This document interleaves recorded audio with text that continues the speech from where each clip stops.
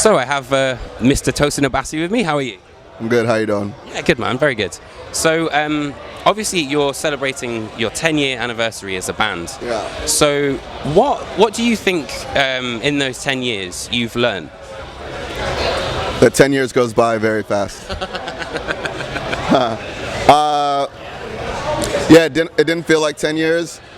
I think touring right now, knowing that it's been 10 years and, having people still show up, like, Paris was sold out the other night, and it's like we can make contact with the reality that this is a thing that will last, which is not a question we necessarily had, but it's interesting to hold in your mind, oh wow, it's been a decade of us playing these songs, and people are still here as energetic as they were from year one, if not even more so, and there's new people always coming. So to me, that's the coolest sort of experience of it, is the feeling like I can continue to do this and people are like into it. Okay. Yeah. Is CAFO still just as hard to play 10 years later?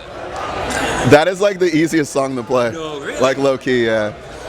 I don't know, muscle memory's funny like that, yeah. Oh, wow. Yeah. So when you were making CAFO, because that was kind of what started it all off, really. Sure.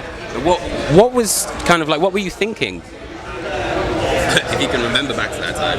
It wasn't, that song was just one of many songs. I didn't think it was particularly, anyway, actually that song was older than the first Animals as Leaders album. I was in a band called Reflux, and we had a vocalist, we were like a metalcore band, and that was one of the last songs we wrote. This is like 2004. Wow. So yeah, that song, like, I just repurposed it as an instrumental tune, and we added some bits. But I was interested in making very aggressive but very progressive music. So some electronic bits and like a lot of like harmony and rhythmic ideas, and then shred and heavy parts. And that was just the formula for the first album in general. So yeah. But it's been really interesting to see the evolution of the band, kind of, you mentioned these electronic bits, and then I feel like there was more jazz influence on the Madness of Many. Yeah, because, we're always evolving. Like, it's kind of like, I don't know if your wardrobe is the same from 10 years ago. Maybe it is, but like, you're always you, but you're always like going through these subtle shifts of interest. And I think as a guitar player, I was very into the shred stuff, because that's like a big, bright, shiny object. You're just like, whoa. Like a magpie.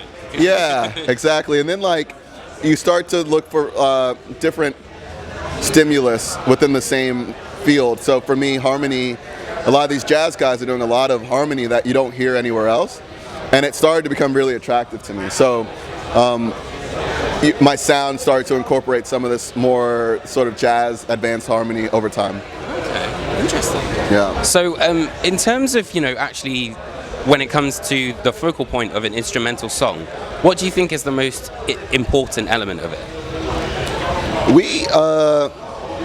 I think the traditional answer would be like a top line, or something that would exist as a vocal line. If you can compose in a way where the listener has a clear melody to focus on, that's kind of like what would be a center point. But we're very like riff oriented, so a lot of our songs are built in phrases, and we're loop oriented too. So we have a different songwriting approach where it doesn't really utilize a lot of the same classic songwriting approaches. We roll the dice on every song. So the structure is often like very different from song to song. Okay. Yeah. Would you say that, because I feel that around the time that Animals as Leaders came up, Periphery, all this sort of stuff, there was almost like a new wave of progressive metal. Would you say that's an accurate statement? Yeah. At the time, it was like, I think, the intersection of online communities, processing speed and high-speed connections being more prevalent. So now you can download software and have a computer strong enough to run, maybe it's drum sampling software or recording software, and this stuff becoming cheap enough to have a lot of people owning it. It created like studios inside of everyone's like apartment or bedroom or flat, right? And so some of the metalheads who were into metal started being able to create their perfect idea of metal. And I think the whole gent movement, you have like Fell Silent and Tesseract and Chimp Spanner and Misha Mansour, Bulb.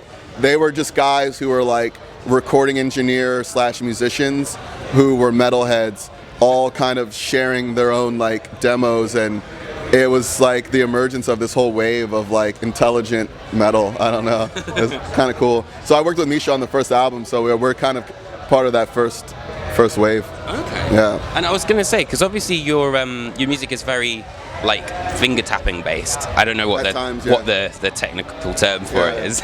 I do it all. Yeah. Well, that's the thing. What made you want to kind of like really incorporate that? Because I feel that's a really focal point of Animals' sound. Yeah, I mean, I just hear things sometimes, and I'm like, yo, are you hearing this? That's really cool. You could do this with that. And then that's the type of listener I am. So I take even slap bass stuff and I do it on the guitar.